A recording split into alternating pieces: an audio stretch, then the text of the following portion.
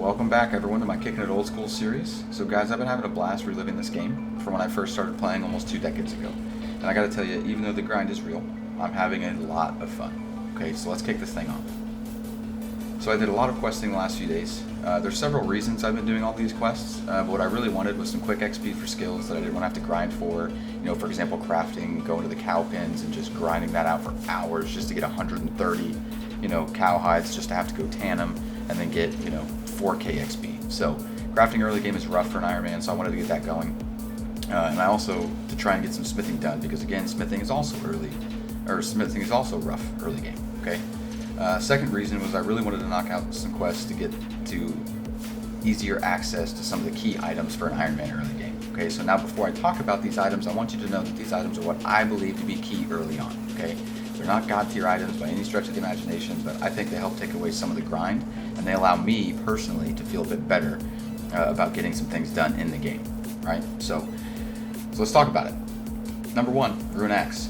Easy to get early game. Only takes a couple of quick quests to be able to kill tree spirits, and then you can just safe spot the tree spirits, and their drop rates are actually pretty good for rune axes. I think I was only there for maybe 15 minutes, and I'd gotten several other axes, and then I got a rune axe, so pretty quick.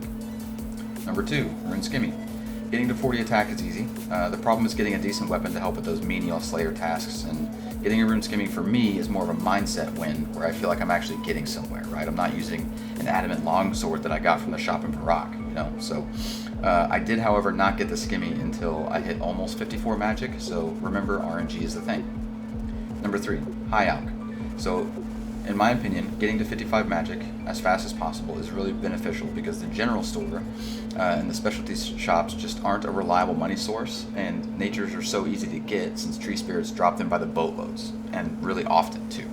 So it also keeps you from having to spend hours fletching and world hopping to sell 10 bows at a time just to get some quick cash for gear. Okay, so I think it's incredibly important to get early game. 4, Arty Cloak. 1. So I'll be honest, I should have gotten this way earlier in the playthrough, but I just didn't realize how useful and important it is. So it has some bonuses, but the biggest is the 3 free teleports to the monastery south of the zoo a day. Okay, so that's super big early game. Okay, so moving on to the long quest list I completed. And what you guys have probably already seen for the most part. I did all these quests for a variety of reasons, but most reasons were for either XP or I needed them to unlock an area to get an item I wanted. Alright, so in no particular order, I did Dwarf Cannon, the mystery one in Drainer, okay? Nature Spirit, Fairy Tale 1, and I started Fairy Tale 2 so I could get the fairy rings because that's really helpful. Lost City, Daddy's Home mini quest. That was a nice easy quest to get almost 20 construction right off the bat, or 10 off the bat. Tower of Life, Elemental Workshop 1 and 2, which are very, very easy and very quick. Grand Tree, Lost Tribe, Death to Dorgeshin, Gertrude's Cat, Biohazard, Plague City, Observatory Quest, Jungle Potion, Dig Site, and obviously I completed the Arty Easy achievement set to get the cape. Okay, so let's talk about some of these quests and why I did them, right? So Dwarf Cannon and the mystery quest that's in Drainer, those were just some free crafting XP. Not a whole lot, but it was at least a little bit to justify knocking them out early game. Nature Spirit, Fairy Tale 1 were to be able to do the spirit trees, and also to be able to get, I did Fairy Tale 1 to be able to get to Fairy Tale 2 so I can have the fairy rings. Okay, Lost City is just, it's another easy one, but it also gives me the access once I hit 60 attack to get a Dragon Dagger if I really want to. And also it's nice just having Lost City done. Daddy's Home mini quest was a really good one to do because it was free construction XP, and construction sucks as an Ironman. Tower of Life. So Tower of Life I did for multiple reasons. One, I got XP out of it. I think it was crafting XP is what I got. But I also really needed to have a good way to get unicorn horns quickly because there's just no worse feeling than having to sit there in either Arty or Camelot or somewhere just hitting unicorns for hours. So this is much faster. Elemental Workshop 1 and 2 was just for smithing XP. It's free smithing XP. They took maybe 20 minutes to do both of them at the same time. Really, really quick. Grand Tree was for the attack XP, also the agility XP. Lost Tribe and Death to Dorgeshin. So I did those so I could get the Dorgeshin bow because it's cheap to buy. It's also really cheap ammo, and it hits pretty hard, and it scales. And then Death to Dorgeshin I did so I could have the special attack for that. Gertrude's Cat, Biohazard, Plague City.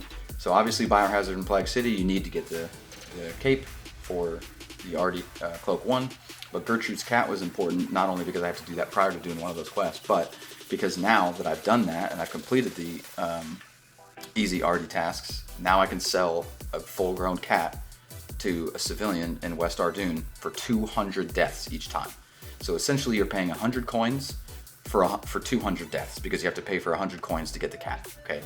Observatory quest, I believe that was construction XP, or I had to do that for, I can't remember why I did it. I think it was just easy and I was in the area. Jungle potion, obviously I did for Herblore XP, because Herblore still sucks right now, and dig site. Okay, so that's pretty much where we're at. But all right, guys, that's gonna wrap it up for this episode.